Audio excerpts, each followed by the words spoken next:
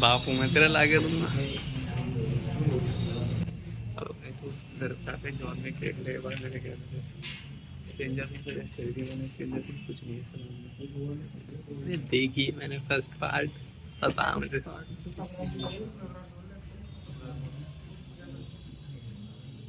Second part में continental वाले बहुत प्लान है। कॉन्टिनेंट कॉन्टिनेंटल ये क्या है?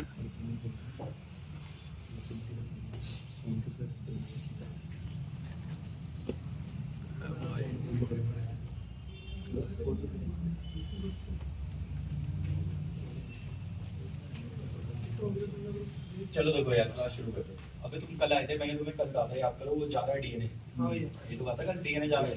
आज एक काम करते हैं, सुनो वो जो कल मैं तुम्हें कह रहा था ना, वो मटेरियल जिसमें डीएनए वो डीएनए दोबारा सुनो। कल जब मैंने तुम्हें पढ़ाया था, अगर तुम्हें थोड़ा याद है और तुम आए भी थे, तो मैंने कल बताया था कि वो मटेरियल जो जा रहा है वो जीन है उसमें, और ये जीन वाला जो मटेरियल जो जा रहा था वो डीएनए था। लेकिन आज हम उसे बिना किसी शक और बिना किसी संदेह, यानी कि वो कल का मतलब होता है जिसमें कोई शक संदेह ना रहे, आज हम उसे बिना किसी शक और बिना किसी संदेह, जो कल क्लास हुई थी उसको हम प्रूफ करेंगे। और अल्फ्रेड हर्जे मार्था चेस लिखा हुआ है मैंने, Alfred Hershey Martha Chase proof करेंगे 1952। शायद समझ में आया हो तो दोबारा बोल देता हूँ। कल जो क्लास में उसको आज पूरी तरह से दिग्गज में ले आएंगे दोनों के दोनों। और भाई साहब इन दोनों ने उसको ऐसा प्रूफ करा कि किसी के कंटे से जुबान ही नहीं हुई, अंदर से आवाज ही सब कह रहे हैं हम सेटिस्फाइड है, कोई दिक्कत नहीं। कल मैंने जब आपको पढ़ाया था, मैंने लास्ट में ये भी कहा था कि सारी चीजों के बाद भी लोग कन्विंस नहीं हो पाए, और आज की क्लास से सारे कन्विंस हो जाएंगे। मतलब अनइक्विवोकल का मतलब ये है जिसके बाद कोई शक संदेह नहीं रह जाता, सब लोग आपकी बात को मान जाते हैं और बोलते हैं we are totally satisfied with this.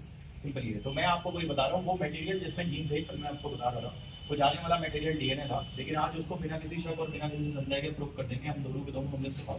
अच्छा कुछ चीजें आपको जाननी है, मेरे को तुम्हारे नहीं पता, लेकिन कल मैंने कहा था उन्होंने काम करने से पहले प्रोटीन बताया था, लेकिन बाद में पता चला था कि डीएनए जाता है। प्रोटीन क्या चीज होती है भाई? ये प्रोटीन। प्रोटीन के फार्मूले में सल्फर जरूर मिलेगा, लेकिन प्रोटीन के फार्मूले में फास्फोरस नहीं मिलेगा। दोबारा सुन लो भाई, प्रोटीन के फार्मूले में सल्फर जरूर मिलेगा आपको, लेकिन प्रोटीन के फार्मूले में सल्फर होगा लेकिन फास्फोरस नहीं होगा भाई। जबकि डीएनए के फार्मूले में आपको फास्फोरस मिलेगा, सल्फर नहीं मिलेगा। आप खुद देख लो डीएनए में क्या है क्या नहीं है, और प्रोटीन में क्या है क्या नहीं। आसान है कुछ नहीं, डीएनए में क्या है क्या नहीं है, प्रोटीन में देख लो भाई क्या है क्या नहीं। ये आसान है, कुछ नहीं है, सेम लिखा हुआ है मैंने और सेम ही लिखा हुआ है। अब दो बातें हो गई। सबसे पहले मैं आपसे कह रहा था कल जो मटेरियल जा रहा था वो चीजें उसमें एक्चुअली वो जो कल मटेरियल वो डीएनए था, सिंपल। और इसको मैं आज बिना किसी शक और बिना किसी संदेह के प्रूफ कर दूंगा, दो बंदे प्रूफ करेंगे 1952 में एक्सपेरिमेंट करके। दूसरा मैंने आपसे कहा कि आप देख लो डीएनए में क्या होता है क्या नहीं होता, और प्रोटीन में क्या होता है क्या नहीं होता। अब क्लास को शुरू करते हैं, बड़े ध्यान से सुनना। ये देखो इससे मिलो, ये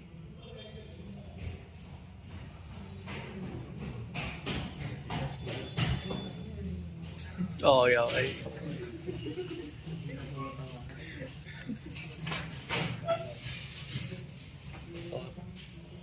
माइनस में इंफिनिटी भाई बर्ड्स भी लगा रखे। ये तो पता होगा आपको क्या है ये? बैक्टीरियोफेज। हाँ सही कह रहे हो, बैक्टीरियोफेज। सही कह रहे हो, बैक्टीरियोफेज। यार बैक्टीरियोफेज तो वायरस होते हैं ना, बैक्टीरियोफेज तो वायरस होते हैं। कोई मुझे क्या बनाया है, बोले ये तो बैक्टीरियोफेज है, बोलेगा बैक्टीरियोफेज, बोले बैक्टीरिया नहीं होते ये वायरस होते हैं। चल ठीक है कोई बात नहीं। ये जो इनके बाहर है, शायद आपको पता होगा कि ये प्रोटीन का कवच है। ये जो आप देख रहे हो ये प्रोटीन का कवच है, शायद ये तो बताइए डीएनए है भाई, ये डीएनए है यार। ठीक है पहले देख लेना। कोई तुमसे मुझे क्या है बोला, ये बैक्टीरियोफेज है। बैक्टीरिया होता है क्या? ये बैक्टीरिया नहीं होता, ये वायरस होता है। फिर इसका नाम बैक्टीरियोफेज, बताऊंगा इसका नाम बैक्टीरियोफेज क्यों है, पर ये वायरस होता है। तो ठीक है भाई, बैक्टीरियोफेज है और ये वायरस होता है, वायरस होता है, नाम बैक्टीरियोफेज उसका ऐसा लगता है जैसे बैक्टीरिया होगा, पर बैक्टीरिया नहीं होता, वो वायरस होता है। और उसमें आपको ये जो दिख रहा है ये प्रोटीन का कोट है, और अंदर आपको डीएनए नजर आ रहा है भाई। प्रोटीन का कोट तुम्हें दिख रहा है, अंदर आपको डीएनए भी नजर आ रहा है। अब मैं एक काम करता हूँ, दो बीकर ले लेता हूँ। एक बीकर ये रहा, एक बीकर ये रहा, ये दो बीकर है। अब इस वाले बीकर के अंदर मैं एक काम कर रहा हूँ, सल्फर का 35 आइसोटोप डाल, और इस वाले बीकर में फास्फोरस का 32 डाल।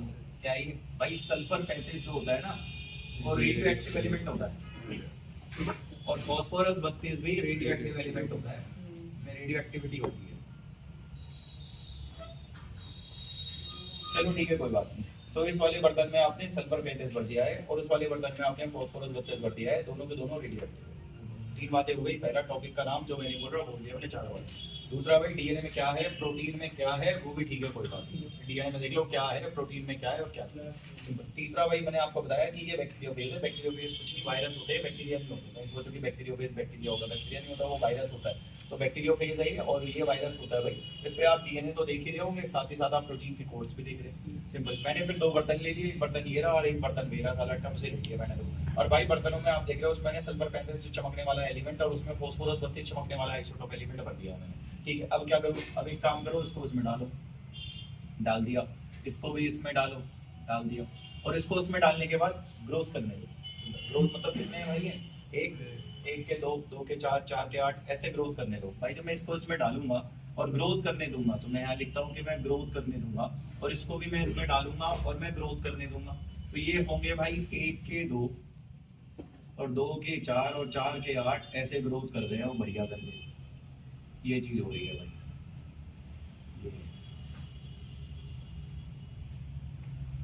जब मैं इसको भी इसमें डालूंगा, एक था वो, लेकिन यहाँ जाने के कुछ समय बाद मैं देख रहा हूँ कि वो ग्रोथ कर रहे हैं, ग्रोथ कर रहे हैं वो। ये चीज, चलो ठीक है। अच्छा, एक ये मुसीबत से भरा माहौल है, इसमें मुसीबत है। मैंने आपको उसमें डाला, जैसे मान लो सपोज आप यहाँ से लंदन चले गए। लोग बेवकूफ होते हैं।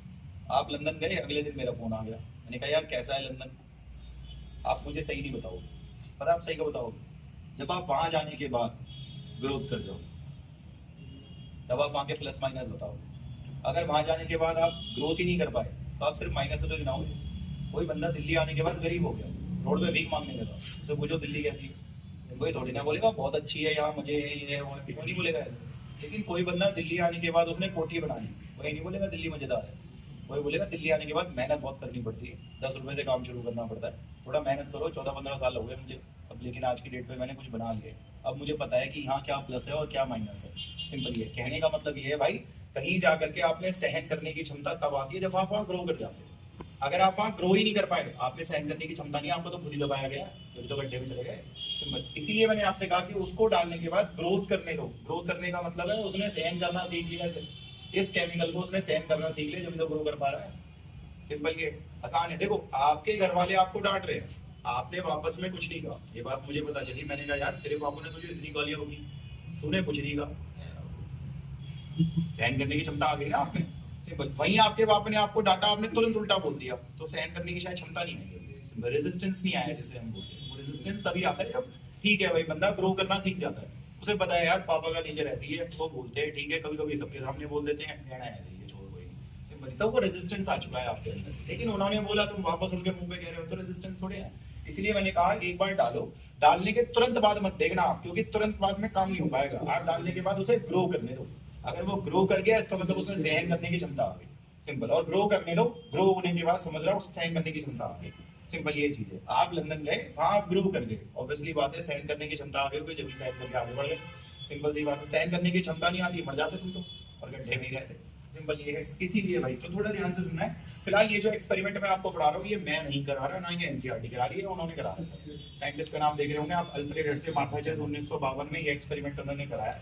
और इसके अंदर आपने देखा उन्होंने कि ऐसे बैक्टीरियल वायरस होते हैं, उठा करके इसमें डाला सल्फर 35 में, और उसको उठा करके उसने उसमें डाला फास्फोरस 32 में, और उसने उसमें ग्रो करवा दी, ग्रो करवा दी। अब आप एक काम करो, ग्रोथ करने के बाद इन्हें बाहर निकालो, कोई सा भी निकाल लो, इसको इसको इसको इसको कोई सा भी निकाल लो आप। आजा बड़े बाहर आ गया, तो भी आजा भाई बाहर। ये या ये जो तुम्हारा मन कर रहा है, तुम्हें लग रहा है इसे लेना है बाहर, कोई बात नहीं, उसे ले लो, क्या दिक्कत है, ये लो भाई, ले लिया। अब एक बात बताओ यार, ये क्या है? प्रोटीन का कोट है, ये तो प्रोटीन का कोट है यार। और ये क्या है यार? ये तो डीएनए है यार, ये तो डीएनए है। एक मिनट दोबारा, ये क्या है भाई? अच्छा ये तो डीएनए है यार, तो डीएनए। और भाई ये क्या है? आप सही कह रहे हो, ये प्रोटीन का कोट है भाई। मैं आपसे एक चीज पूछता हूँ, जरा ध्यान से सुनना। अगर मैं प्रोटीन की बात करूँ तो क्या आप वहाँ प्रोटीन देख सकते हो? लिखा हुआ है प्रोटीन, आप बताएंगे प्रोटीन में क्या है? सल्फर। सल्फर है। प्रोटीन में क्या नहीं है? फास्फोरस। फास्फोरस नहीं है। एक मिनट, प्रोटीन में सल्फर है लेकिन प्रोटीन में फास्फोरस नहीं है। दिस इज प्रोटीन, ये प्रोटीन है और प्रोटीन में सल्फर होता है लेकिन प्रोटीन में फास्फोरस नहीं होता है। एक मिनट, प्रोटीन है, प्रोटीन में सल्फर होता है, प्रोटीन में सल्फर होता है लेकिन फास्फोरस नहीं होता, तो उसको रहने दो। लेकिन हाँ, प्रोटीन में सल्फर होता है। पता है क्या होगा? उस सल्फर की जगह मैं लग जाऊंगा, सल्फर 35 लग जाएगा, उसकी जगह ये हो जाएगा। सिंपल बोलना, वो प्रोटीन है ना, तूने कहा था प्रोटीन में सल्फर होता है, हाँ होता है, तो वो प्रोटीन में जो सल्फर है वो रिप्लेस होकर उसकी जगह ये लग जाएगा। जब आप लंदन जाएंगे आपका नेचर रिप्लेस होकर वही वाला तो आएगा। आप सेम इंग्लिश नहीं बोलेंगे, शायद आपके इंग्लिश के टोन चेंज हो जाएगी। गाँव से कोई इंसान यहाँ आता है ना, कल ही आया होगा, देखना उसकी लैंग्वेज से पता लग जाता है वो यहाँ का नहीं है।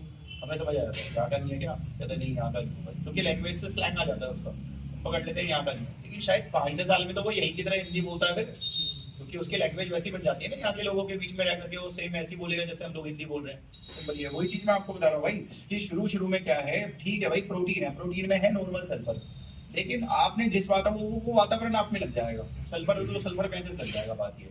अच्छा एक बात और जरा ध्यान से सुनना, ये कौन है? क्या डीएनए में सल्फर होता है? एक बार चेक कर लो, डीएनए में तो सल्फर नहीं होता। तो अगर डीएनए में सल्फर नहीं होता तो तू लगेगा नहीं भाई। सिंपल ये आसान है, वो डीएनए है, डीएनए में सल्फर नहीं होता, और अगर डीएनए में सल्फर नहीं होता तो डीएनए में सल्फर तो होता ही नहीं है, तो कहां से लगेगा? सिंपल, इसलिए S35 वहां नहीं लगेगा क्योंकि डीएनए में सल्फर है ही नहीं, तो कहां से लग जाएगा? लेकिन प्रोटीन में तो सल्फर है ना, प्रोटीन में तो सल्फर है, तो उसको हटा के उसकी जगह लग जाएगा। लेकिन तेरे पे तो सल्फर ही नहीं होता, कहां लगेगा? लेकिन तेरे पास तो सल्फर होता है ना प्रोटीन में, तो भाई तेरी जगह तो लगेगा ना। सिंपल है। अब उधर बात करते हैं, उधर देखो भाई ये डीएनए है, आप चेक करिए डीएनए में क्या है? तो डीएनए में जो फास्फोरस है, उस फास्फोरस को हट के उसकी जगह मैं लग जाऊंगा, P32 लग जाएगा उसकी जगह। लेकिन प्रोटीन में थोड़ी ना होता है फास्फोरस, तो प्रोटीन में फास्फोरस नहीं है तो प्रोटीन में थोड़ी ना लगेगा वो P32। सिंपल सी बात है, बहुत आसान भाई, जहाँ बैठने की जगह होगी वहीं तो बैठेगी ना। सिंपल ये, बैठने की जगह नहीं है, कहाँ बैठोगे आप? कोई हो जुगाड़ वाली तो बैठ जाओगे, वही चीज है भाई। डीएनए में फास्फोरस है, उसकी जगह मैं बैठ जाऊंगा क्योंकि है उस पर जगह, लेकिन मेरे पास प्रोटीन में थोड़ी ना होता है फास्फोरस, जो बैठ जाएगा वो। सिंपल। और जिसके पास सल्फर है, सल्फर वहीं तो बैठेगा ना, जिसके पास सल्फर है ही नहीं वहां सल्फर कैसे बैठ जाएगा? सिंपल ये है। अच्छा एक चीज और ये बताओ जरा ध्यान से सुनना, क्या है S35 रेडियो एक्टिव है? हाँ, तो ये प्रोटीन आपका चमकदार बन जाएगा, रेडियो एक्टिव बन जाएगा, क्योंकि उस पर रेडियो एक्टिविटी लगेगी। सिंपल। और यहाँ पे P32 रेडियो एक्टिव है, तो डीएनए भी चमकदार बन जाएगा, डीएनए भी रेडियो एक्टिव बन जाएगा, क्योंकि उसमें P32 रेडियो एक्टिव एलिमेंट है। सिंपल ये चीज है। चलो ठीक है, इतनी बात आपकी ये हो गई भाई। अब एक काम करते हैं, एक बार किताब का एक पैराग्राफ ही पूरा खत्म हो गया, उसमें आगे बढ़ो। टॉपिक है ना यही वाला, the genetic material is DNA करके एक टॉपिक है। इस टॉपिक का तीसरा पैराग्राफ करें। जो टॉपिक है the genetic material is DNA, उसका जो तीसरा पैराग्राफ है, थर्ड पैराग्राफ, मैं बोल देता हूँ, यहाँ देखो, सुनो, सुनना। कितने हैं ये बंदे? दो। अच्छा ये तो देखो, ये दे ग्रीव सम वायरस, इन्होंने कुछ वायरस की ग्रोथ कराई। सिंपल, आसान है, इन्होंने वायरस की ग्रोथ कराई। देखो कौन से मीडियम में? सल्फर 35 वाले। और कुछों की ग्रोथ किसमें कराई? फास्फोरस 36 में। आई थिंक ये लिखा हुआ है, पढ़ लो। थर्ड पैराग्राफ पहली लाइन लिखा हुआ है, दे ग्रीव सम वायरस, इन्होंने कुछ वायरसों की ग्रोथ कराई उस मीडियम में जिसमें क्या है? रेडियो एक्टिव क्या? फास्फोरस। मेरा रेडियो एक्टिव फास्फोरस P32। और आगे लिखा है कुछों की ग्रोथ कराई उसने उसमें जो सल्फर 35 वाला था, ये लिखा है ना उसने। सिंपल, आसान है, कुछ नहीं है। मैं कहता हूँ एक बार देख लो, पूरे साल चलाना है वैसे कि भाई दे, ये जो दोनों के दोनों है, इनके लिए कह रहा है वो दे ग्रीव सम वायरस, उन्होंने कुछ वायरसों की, देख रहे हो, उस वायरस, बैक्टीरियोफेज वायरस, जो साल की ग्रोथ कराई उन्होंने, ग्रीव के मतलब में ग्रोथ करवाना, और वो भी उसमें फास्फोरस भर्ती रेडियो एक्टिव में, और कुछों की उसने ग्रोथ करवाई है साला सल्फर 35। फिर देखो आगे क्या लिखा है, जिन वायरसों की उसने ग्रोथ कराई किसमें? रेडियो एक्टिव फास्फोरस में। ये देखिए भाई, जिसकी उसने ग्रोथ कराई रेडियो एक्टिव फास्फोरस में, उसका डीएनए चमक गया फास्फोरस लग के, लेकिन प्रोटीन नहीं चमका, क्योंकि प्रोटीन में थोड़ी ना होता है फास्फोरस जो आके बैठ जाएगा। यही लिखा हुआ उसने, पढ़ लो कि जिन वायरस की ग्रोथ कराई उसने रेडियो एक्टिव फास्फोरस में, उनका डीएनए रेडियो एक्टिव हो गया, लेकिन उनका प्रोटीन नहीं चमका, क्योंकि डीएनए में होता है ना फास्फोरस, प्रोटीन में थोड़ी ना होता है जो वहां लग जाएगा फास्फोरस। ऐसे कर रहे हैं। और भाई उसी तरीके से, सेम उसी तरीके से यहाँ देखिए, जिन वायरस को उसने सल्फर वाले में डाला, जिन वायरस को सल्फर वाले में उसमें डाला, उनका भाई प्रोटीन कोड चमक गया, डीएनए नहीं चमका, क्योंकि डीएनए में थोड़ी ना होगा सल्फर। ये इसके बाद आप पढ़ लो। कहता है सिमिलरली, इसी तरीके से भाई जिन वायरसों को उसने उसमें डाला ना रेडियो एक्टिव सल्फर में, उनका प्रोटीन चमक गया, लेकिन उनका डीएनए नहीं चमका, क्योंकि भाई उसमें डीएनए में थोड़ी ना होता है फास्फोरस सल्फर। ये कह रहा है वो। सिंपल है, इजी है, कुछ नहीं है, कितने में तो कुछ नहीं है। थोड़ा पैराग्राफ भी देख लो, अपना दिक्कत लेंगे। अच्छा मैंने आपसे क्या कहा था, बिना किसी शक और बिना किसी संदेह के मैं प्रूफ कर दूंगा डीएनए गया है, और ये काम हम करेंगे 1952 में। इसी टॉपिक का पहला पैराग्राफ पहली लाइन भी खत्म। पहला पैराग्राफ इसी टॉपिक का पहली लाइन देखो, लिखा था अनइक्विवोकल प्रूफ, यानी कि बिना किसी शक और बिना किसी संदेह के प्रूफ हो जाएगा कि डीएनए ही गया है, और ये काम अल्फ्रेड हर्शे और मार्था चेज करेंगे 1952 में, ये लिखा हुआ है। अब आगे बात को लेकर के चलते हैं। अब कुछ ऐसा करेंगे कि दो पैराग्राफ एक साथ खत्म होने की कोशिश करेंगे। देखिए भाई ध्यान से सुनना, ये इकोलाई बैक्टीरिया है, और मैं कहता रहा हूं कि ये इकोलाई बैक्टीरिया है।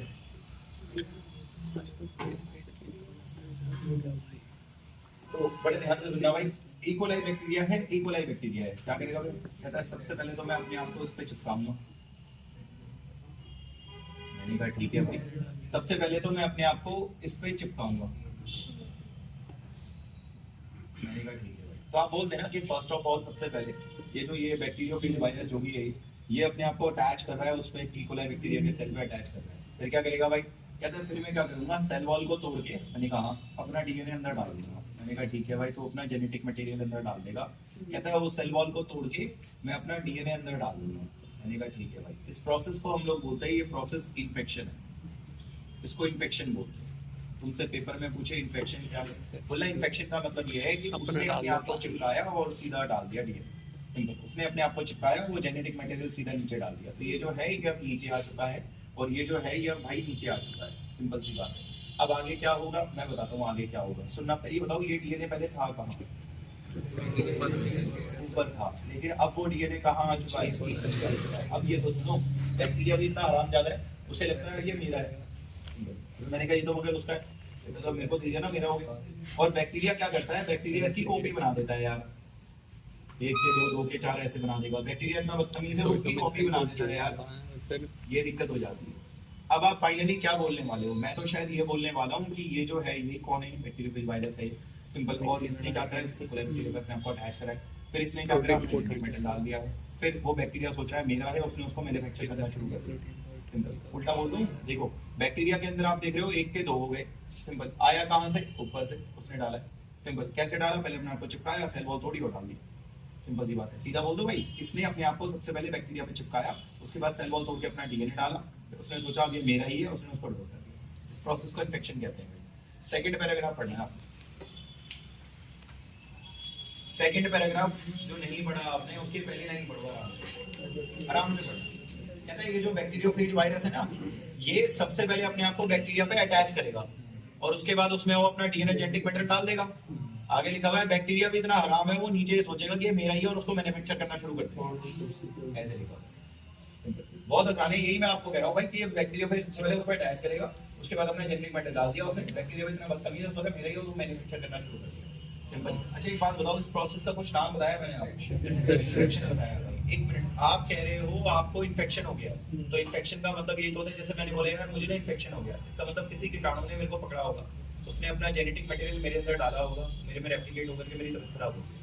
तो किसी ने पूछा यार आज काम पे नहीं आया, मैंने कहा यार मुझे इन्फेक्शन हो गया। इन्फेक्शन का मतलब यही होता है। तो जैसे आपने कहीं वो पढ़ा था, याद करो अभी वो चैप्टर 8 था तुम्हारा ह्यूमन एथलेट डिजीज वाला, ह्यूमन एथलेट डिजीज में एक जगह लिखा होता है एचआईवी इन्फेक्शन। तो एचआईवी इन्फेक्शन का मतलब क्या है, एचआईवी वायरस तुम्हारे ऊपर अटैच हुआ होगा, जैसे ये इस पे अटैच हुआ, फिर एचआईवी ने आपके अंदर अपना क्या डाला होगा, आरएनए, और आपको मतलब आरएनए रेप्लिकेट होना शुरू कर देता है भाई, तुम्हारी बॉडी में बनना शुरू हो जाता है, मतलब बोलते हैं एचआईवी का इन्फेक्शन। क्योंकि इन्फेक्शन यही चीज तो होती है जो ये आपको प्रोसीजर दिख रहा है। ये कहाँ लिखा हुआ है बताता हूँ, कहाँ लिखा है। पहले पैराग्राफ की लास्ट लाइन नहीं पढ़ी आपने, पहले पैराग्राफ की आखिरी लाइन, देवर इन्होंने अपने काम करे थे उस पे, वायरस पे, वो बैक्टीरियाओं को देख रहे हो इन्फेक्शन कर रहे हो। ये रहा भाई, इन्होंने अपने काम, ये दो साइंटिस्ट जो बैठे हैं, क्या करा था तुमने, कहते हैं हमने ये वायरस है ना, मैंने कहा हाँ तो ये वायरस है, वो बैक्टीरिया देख रहे हो इन्फेक्शन कर रहा हो, मैंने कहा हाँ यार, और ये लिखा है, दोबारा पढ़ लो। दे वर्क, इन्होंने अपने काम करे थे उस वो वायरस पे, साला बैक्टीरिया क्या कर रहा है, इन्फेक्शन कर रहा है, नाम बैक्टीरियोफेज है उस वायरस का, ये लिखा हो सिंपली। तो ये बात भी आपकी खत्म हो गई, कुछ नहीं है भाई, पढ़ोगे नहीं तो नहीं हो पाएगा, पढ़ोगे तो हो जाएगा भाई। अच्छा एक बात बताओ यार, एक्सपेरिमेंट से आज ये प्रूफ होगा कि प्रोटीन गया है या डीएनए गया है? आप सही कह रहे हो, आज एक्सपेरिमेंट से प्रूफ होगा डीएनए गया है, प्रोटीन तो जाता ही नहीं। सेकंड पैराग्राफ की लास्ट लाइन रह गई, सेकंड पैराग्राफ की लास्ट लाइन देखो, लिखा होगा अल्फ्रेड हर्शे और मार्था चेज ने ये प्रूफ करा था कि वो प्रोटीन है या वो डीएनए है, क्या है वो आज की क्लास से मैं प्रूफ करूंगा। शायद आपको भी बताया कि वो डीएनए ही है। भाई 3 पैराग्राफ हो गए। एक बार फिर से बोल देता हूँ, कोई बच्चा अटके ना, ऐसा ना लगे कि भैया तुम मेहनत नहीं कर रहे या मैं नहीं कर पा रहा। पहली बात तो टॉपिक का नाम देख लो, वो जो कल आपने पढ़ा था वो मटेरियल जिसमें जो डीएनए ही है और कुछ नहीं है। और आज मैं बिना किसी शक और बिना किसी संदेह के प्रूफ कर दूंगा। मेरा नाम आप देख ही रहे हो, क्या 1952 की बात है। डीएनए में क्या है, डीएनए में क्या नहीं है, प्रोटीन में क्या है, प्रोटीन में क्या नहीं है, वो तुम देखिए। सिंपल है। आप यहाँ पे देखिए, मैंने ये वायरस है बैक्टीरियोफेज, इसको मैंने उठा करके सल्फर मेथड डाल के ग्रो करवा दिया। सिंपल, एक क्या हो गया 4, और भाई मैंने उसको उठा करके फॉस्फोरस डाल के ग्रो करवा दिया। सिंपल है। चूंकि डीएनए में फॉस्फोरस होता है इसलिए डीएनए में फॉस्फोरस लग भी जाएगा। क्योंकि प्रोटीन में सल्फर होता है इसलिए प्रोटीन में सल्फर 35 वो लग भी जाएगा। लेकिन जिसमें नहीं होता उसमें नहीं लग पाएगा सल्फर भाई। सिंपल ये है, ठीक है। उसके बाद मैंने क्या करा, मैंने इकोलाई बैक्टीरिया लगा रखा, तो इकोलाई बैक्टीरिया रखने पे क्या हुआ, इसने उसे चिपकाया, अपना डीएनए डाल दिया, वो भी सोच रहा वो डीएनए मेरा, वो मल्टीप्लाई हो गया। और इस प्रोसेस को इन्फेक्शन कहते हैं। बस आपने इतना ही पढ़ा। आज की क्लास से ये भी सिद्ध हो जाएगा कि प्रोटीन नहीं जाता, डीएनए नहीं जाता, टॉपिक का नाम लिखिए। सिंपल। अब आगे बात को लेकर के चलते हैं। अरे हाँ, एक चीज और है भाई, ध्यान से सुनना। ये कौन है? सही कह रहे हो, बताओ ना कौन है। क्या ये अभी रेडियो एक्टिव है या नहीं है? इंग्लिश में क्या बोलोगे? ये है रेडियो एक्टिव फेज, मतलब रेडियो एक्टिव बैक्टीरियोफेज। सिंपल ये। कोई आपसे बोले ये क्या है, बोलना ये तो बैक्टीरियोफेज वायरस है। सिंपल। क्या ये रेडियो एक्टिव है? बोलना हाँ ये रेडियो एक्टिव है। तो उसको रेडियो एक्टिव बैक्टीरियोफेज या रेडियो एक्टिव फेज कह लो। सिंपल। क्या कर रहा है तुम? कहता मैं तो इकोलाई पे चिपक रहा हूँ। फिर क्या कर रहा है? कहता है मैं डीएनए डाल रहा हूँ, मैंने कहा इन्फेक्शन है। ये पेज पलट के लिखा है पहली लाइन, मतलब चौथे पैराग्राफ की पहली लाइन है।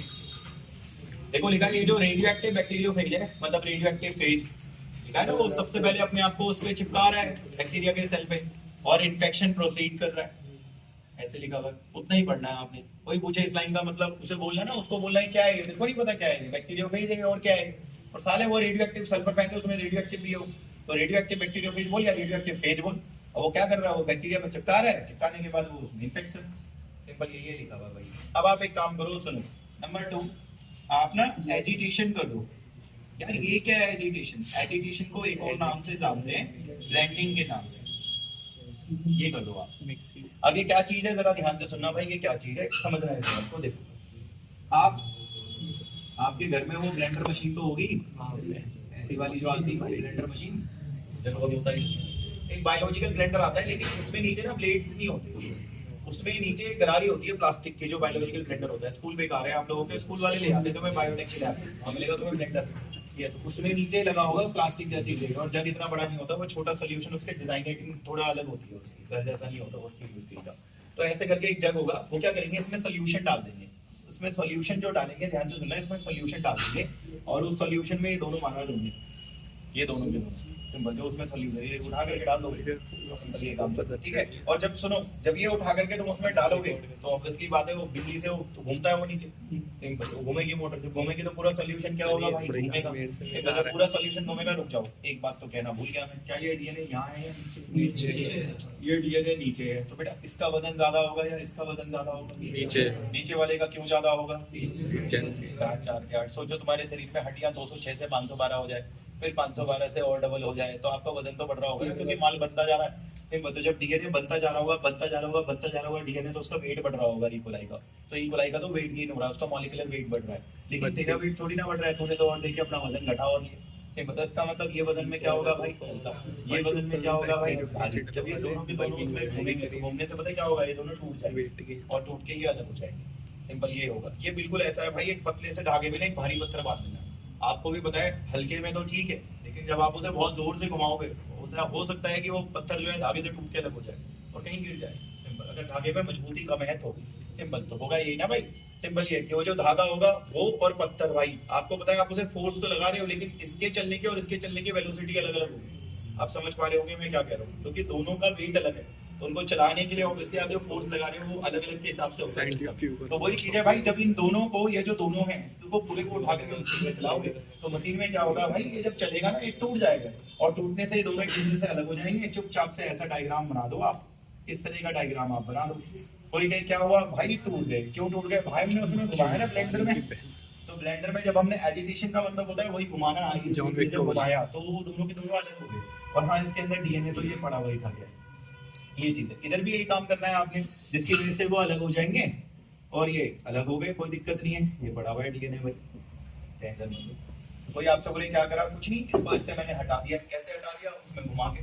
सिंपल ये। अच्छा, दूध में भी घी मिला हुआ रहता है, तो मेरे को तुम्हारा नहीं पता, लेकिन दूध में जो घी मिला हुआ रहता है, कभी इसमें चलाना आप, निकल जब आप इसमें चलाओगे तो देखना वो घी सारा ऊपर आ जाता है चिकना। सिंपल। दूध थोड़ा पानी की तरह हो जाता है अगर आपने मशीन में चलाया हो कभी। सिंपल। या फिर आपने कभी कॉफी वगैरह बनाई हो तो आप देखना ऊपर झाग सारा वो दूध का ही तो आता है निकल करके, वे घी सा अलग हो जाता है। वो डेंसिटी सेंट्रीफ्यूगेशन बोलते हैं ना उसको जनरली। सिंपल ही है, पर सेंट्रीफ्यूगेशन की मशीन अलग होती है। छोड़ो फिलहाल ये है भाई, ये ब्लेंडर मशीन है और ब्लेंडर के अंदर आपने क्या करा, घुमाया, घुमाने से क्या हुआ, ये टूट गए और टूट के लिए अलग सो लेता है। सिंपल। शायद ये अगली लाइन में लिखा हो। हाँ क्या कह रहा था, वायरल कोड, ये रहा वायरस का कोड। क्या हो गया, वो रिमूव हो गया, हट गया। किससे, बैक्टीरिया से जुड़ा हुआ था ना, हट गया। लेकिन इसके लिए तुमने क्या करा होगा, लिखा तुमने एजिटेशन मतलब घुमाया होगा उसे ब्लेंडर मशीन में, क्या भी रहा होगा ब्लेंडर में घुमाना है, तो उससे वो टूट के अलग हो जाएगा। कोई दिक्कत है तो आप बताना टीचर को, उसको बोले मशीन में डाल के घुमाएगा ना तो ये दोनों अलग हो जाएंगे। घूमते समय अलग हो जाएंगे, तो वही उसने लिखा हुआ है कि ये इससे देख अलग हो गया, रिमूव हो गया। सिंपल ही है। इसके लिए तूने वो एजिटेशन घुमाया वो ब्लेंडर मशीन में। सिंपल ये चीज है। अब क्या करना है, अब देखो क्या करना है। एक ऐसे करके मशीन आती है, एक कटोरा होता है वो, और उसमें नीचे यहाँ पे ना डंडी सी लगे है और नीचे मोटर होती है भाई, ये होती है। ये मोटर क्या करती है, डंडी को घुमाती है। कटोरा जो होता है उसके नीचे नक्कल सा होगा, उसमें डंडी घुस जाती है। ये उसको वो घूमता है, बहुत तेज घूमता है। कितना तेज घूमता है बताता हूँ, 50,000 रिवोल्यूशन ले लेगा एक सेकंड में।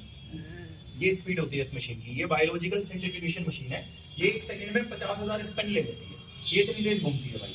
आपको क्या करना है, अब इनको उठा करके ये सॉल्यूशन पूरा उठा करके इसमें डाल देना। जब आप ये पूरा सॉल्यूशन इसमें डालोगे तो डालने के बाद आप एक काम करना भाई, ढक्कन लगा देना ऊपर, इसका ढक्कन लगा देना और मशीन ऑन कर देना आप। तो जब आप मशीन ऑन करोगे तो मशीन क्या करेगी, वो घूमेगी। ऐसे लगा होगा ना अपने ढक्कन की, ऐसे तो वो घूमेगी। और आपको पता है घूमने की जो स्पीड होगी वो क्या होगी, 50,000 स्पीड। इतनी तेज स्पीड में आप सोचिए क्या होगा, इतनी तेज स्पीड में इसमें जो हल्की चीज होगी या भारी चीज होगी वो ऊपर ऊपर भगेगी, और हल्की चीज नीचे, भारी चीज नीचे रहेगी, हल्की वाली ऊपर आ जाएगी। मुझे नहीं पता आपका, आप देखो ही मैं समझाता हूँ आपको। एक कटोरा है, इसमें बीच में ना सॉल्यूशन डाल दिया। सॉल्यूशन कैसा होगा, भारी। सिंपल ये है, ठीक है। अब वो घूम रहा है, तो जो उससे हल्की चीज निकलेगी वो उसे कहाँ फेंकेगा, साइड बाय साइड फेंकेगा। गुड़िया के बाल बनाने वाली मशीन देखी होगी, वो ऐसे ही काम करती है। आप कभी देखना गुड़िया के बाल बनाने वाली मशीन में वो क्या करता है, भारी वाला जो उस पर लिक्विड होता है उसके बीच में बढ़ता है वो। उसके बाद घुमाता है वो, एक मैनुअल भी आती है, वो मैनुअल से घुमाता है, बिजली वाली आती है। और वो जितनी स्पीड से घूमती है उससे रेसे जो निकले, रेसे होते हैं हल्के, वे भगे हैं दूर दूर।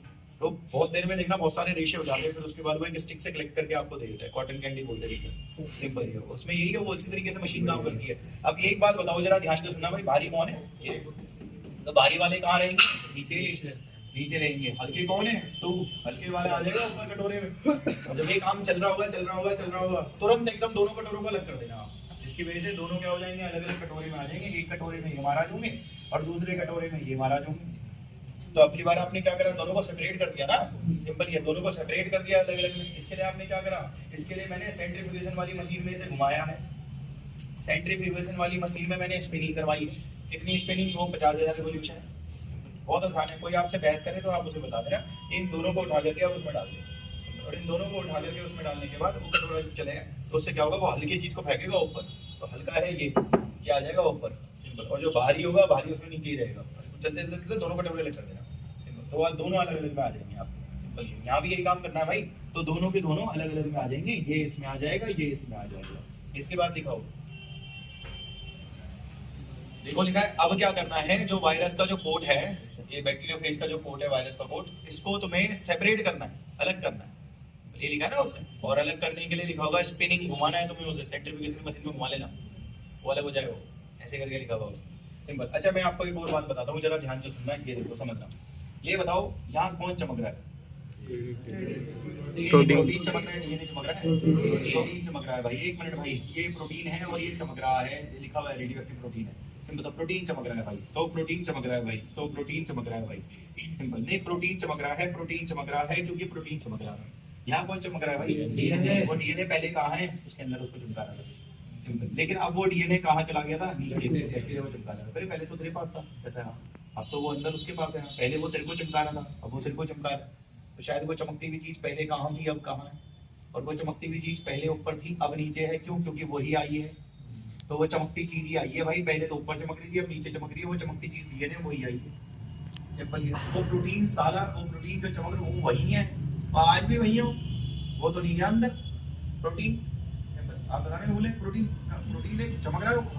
प्रोटीन चमक रहा है तो वही का वही बाहर का बाहर ही चमक रहा है, उसके अंदर थोड़ी निकला गया, प्रोटीन थोड़ी ना जाता है, सिंपल। और वो डीएनए वो देखो वो चमक रहा है, डीएनए साला वो बाद में खाली हो गया, वो गया चला उसके अंदर चला गया, सिंपल। इसका मतलब एक्सपेरिमेंट से ये सिद्ध होता है कि भाई डीएनए वो चमक रहा है और वही जा रहा है, सिंपल। डीएनए ही जाता है भाई, प्रोटीन वही है और वही का वही है, सिंपल। ये तो प्रोटीन नहीं जाता, शायद एक्सपेरिमेंट से यही प्रूफ करना था। आपने पीछे एक पैराग्राफ में पढ़ा भी था सेकंड वाले में ना, अभी थोड़ी देर पहले, कि whether it was a protein और डीएनए जो जा रहा है एक्सपेरिमेंट से दिख जाएगा तुम्हें। तो भाई प्रोटीन तो वही है, तो वही का वही है, लेकिन डीएनए वहां है, वो साला वहां नहीं है, वो चला गया अंदर, तो वो अंदर है भाई, सिंपल। ये अगले पैराग्राफ में लिखा हुआ है, बस भाषा थोड़ी सी हार्ड करी हुई है उसने, और कुछ नहीं, लैंग्वेज कठिन करी हुई है उसने। उसने लिखा होगा जिन बैक्टीरियाओं में, ऐसे लिखा होगा, जिन बैक्टीरियाओं में वो लगाया जिसका रेडियो एक्टिव डीएनए था, वो चमक गए नीचे बैक्टीरिया, क्योंकि डीएनए डाल दिया होगा ना, चमक गए। लेकिन अगली लाइन में लिखा होगा जिनमें वो लगाया ना प्रोटीन वाला, वो ना चमके, क्योंकि प्रोटीन जाता ही नहीं, साफ साफ लिखा होगा उसमें। यही है ना भाई, सिंपल, आसान है, नीचे डायग्राम में बना रखा है। अब आपने एक गलती नहीं करनी, वो क्या नहीं करनी वो बताता हूँ, देखो समझना। ये देखना, संविधान में एक नियम है, आपको शायद पता ना हो, क्योंकि संविधान की किताबें आपके सिलेबस में नहीं, 10 तक की थी, ज्योग्राफी से बेस पर। आप जब तक इंसान हो ना तब तक आपको कानून सुधारेगा, लेकिन जिस दिन संविधान की किताब में, क्योंकि जो कानून बने हैं वो इंसानों के लिए बने हैं, कुत्तों के लिए नहीं बने, आपको भी पता है। उसमें ऐसा थोड़ी ना कुत्ते को आजीवन कारावास होगी, कभी देखा आपने गली में कुत्ते ने काट लिया 7 साल की उसकी सजा हो गई, ऐसा नहीं है। लेकिन आपने किसी को काट लिया तो आपको 3 महीने की जरूर होगी, लेकिन कुत्ता आपका पैर काट ले, उस कुत्ते को पुलिस वाले ले जाएंगे हथकड़ी मार के, वो होगा ही नहीं। तो संविधान की किताब में सारे नियम इंसानों के लिए लिखे हुए, लेकिन जिस दिन आप इंसान घोषित नहीं रहोगे उस दिन आपके लिए वो नियम नहीं लगेंगे। मैं आपको एक छोटी सी बात बताता हूँ, देखो आपने कोई क्राइम करा, क्राइम करने के बाद आपको जेल में डाल दिया, आपने एक वकील करा और आपने वकील को ये कहा मुझे इंसान प्रूफ कर दे, तो आपको इंसान ही प्रूफ करेगा, तो आप बच जाओगे, आपको सजा बजाओगे, ठीक है। लेकिन मेरे को तुम्हारा नहीं पता, आपने पहली बार तो सजा भी काट ली 3-4 साल की, उसके बाद दोबारा बाहर आए, दोबारा क्राइम कर दिया, तीसरी बार भी क्राइम कर दिया, चौथी बार भी क्राइम कर दिया, 5वीं बार भी। भाई 6-7-8 बार क्राइम करने के बाद ना आप कितना भी तगड़ा एडवोकेट कर लो, शायद आपको पता नहीं है, संविधान के एक पन्ने में लिखा जाता है कि इस इंसान ने इतनी हरकत करी है, सुधार गृह, बार बार जेल तो सुधार गृह, सुधार गृह बार बार जाने के बाद भी यहाँ पे सुधार नहीं हो रहा, लगता है ये इंसान है ही नहीं, ये जानवर है। एक काम करो, उसका एनकाउंटर कर दो, एनकाउंटर कर देते हैं, आपको पता होगा, ये तो होता है, या फांसी चढ़ा देते हैं, ये होता है, और क्या करते हैं। अगर वो ये डिक्लेयर हो गया ना संविधान में कि आप ह्यूमन नहीं हो, और लग रहा है हाफ ह्यूमन हो हाफ नहीं हो, बल्कि ऐसा भी होता है कभी कभी कि साइकोलॉजिकली ये परेशान है थोड़ा, इसलिए कभी कभी गड़बड़ कर देता है, तो उसके दिमाग को ठिकाने पे लाया जा सकता है। बट अगर नहीं आ रहा है इंसान तो फिर खत्म ही कर देता है उसे, कि समाज के लिए वैसे भी हानिकारक तत्व है, तो उसे खत्म ही कर दो, उसके रहने का कोई फायदा नहीं है भाई। मैं आपको एक बात बताता हूँ, कहने का मतलब ये है, बड़े ध्यान से सुनना, ये वायरस तब था, ध्यान से सुनना, ये वायरस तब था जब इस पे अपना जेनेटिक मटेरियल था। तू वायरस तब है जब तेरे पे अपना जेनेटिक मटेरियल है, बट तूने तो अपना जेनेटिक मटेरियल नीचे दे दिया ना, तो अब तो वायरस थोड़ी ना है, अब तो सुपर नेटेंट है, तो आप इसे सुपर नेटेंट कहोगे भाई, सिंपल ये। और कोई बाद में ना पेपर में गलती मत करना, बच्चे पेपर में गलती कर देते हैं, बच्चे लिखते हैं वायरस ने अपना जेनेटिक मटेरियल उसे दे दिया, अब हम वायरस के साथ ऐसा करेंगे। अरे वायरस नहीं भाई, वो सुपर नेटेंट है, सिंपल ये, ठीक है। ये बात आपको डायग्राम में भी दिख रही होगी, आप डायग्राम में नीचे देखिए, नीचे जिनके पास नहीं है उनका नाम सुपर नेटेंट लास्ट में लिखा होगा, ये समझ गए ना। सुपर नेटेंट का मतलब यही है कि भाई अब उसमें उसका सामान नहीं है, सिंपल, वो दे चुका है नीचे, तो आपके लिए ये सुपर नेटेंट वर्ड यूज करना है आपने, सिंपल, इजी है, कुछ भी नहीं है। अब एक आगे वर्ड करते हैं, जरा इसको भी सुनना भाई, क्या है ये, अरे जेनेटिक मटेरियल कौन है भाई, डीएनए, तो इसकी 4 खूबी होनी चाहिए, 4 प्रॉपर्टीज होनी चाहिए, ये बहुत आसान है। कोई आपसे बोले भाई जेनेटिक मटेरियल डीएनए प्रूफ हो गया, हाँ जेनेटिक मटेरियल डीएनए, तो इसकी 4 प्रॉपर्टी होनी चाहिए, ये 4 बगल वाले पेज पे 4 पॉइंट है भाई, जो तुम्हें रटने हैं। पहला देखो क्या लिखा हुआ है भाई, डीएनए रेप्लिकेशन होता तो है, आगे टॉपिक आएगा डीएनए रेप्लिकेशन, तो मैं टॉपिक ही पढ़ाऊंगा। सेकंड देखो भाई क्या लिखा है, यार मेरे को याद है मैंने 2 क्लास पहले आपको कहा था वो इतने सारे बॉन्ड्स हैं जिसकी वजह से वो स्टेबल है, शायद 5वां पॉइंट पढ़ाया भी था मैंने कि वो स्टेबल होता है क्योंकि उसमें हाइड्रोजन बॉन्ड ए डी के बीच में 2 होते हैं, जीसी के बीच में 3, मेरे को याद है मैं पढ़ा रहा था। तीसरा ना देखो क्या लिखा हुआ है, हाँ तो म्यूटेशन करता तो है डीएनए, क्यों नहीं करता म्यूटेशन, और डीएनए में चेंज होगा तभी तो आपके बॉडी में चेंज होगा ना, एवोल्यूशन तभी तो करोगे आप। और चौथा मेंडल के रूल को फॉलो करेगा, कि वो मेंडल के रूल को फॉलो करेगा। मेंडल के रूल क्या है ये इससे पहले वाले चैप्टर में मैंने पढ़ाया नहीं, तो इसलिए आप यहाँ पे 4 पॉइंट रख ले कि जेनेटिक मटेरियल में 4 प्रॉपर्टीज होती है, वो यही 4 होती है भाई, सिंपल। अब आप ये बताओ कल आओगे या नहीं आओगे? आ जाएंगे। तो हम ना मैसेज डाल देंगे और वोटिंग के अकॉर्डिंग देख लेंगे। अगर 2-3 बच्चे कहेंगे नहीं आना तो फिर तो भाई क्लास होगी होगी, और पूरी क्लास कह रही है नहीं आना तो फिर तो कुछ नहीं, है ना? तो मैं मैसेज डाल दूंगा शाम को।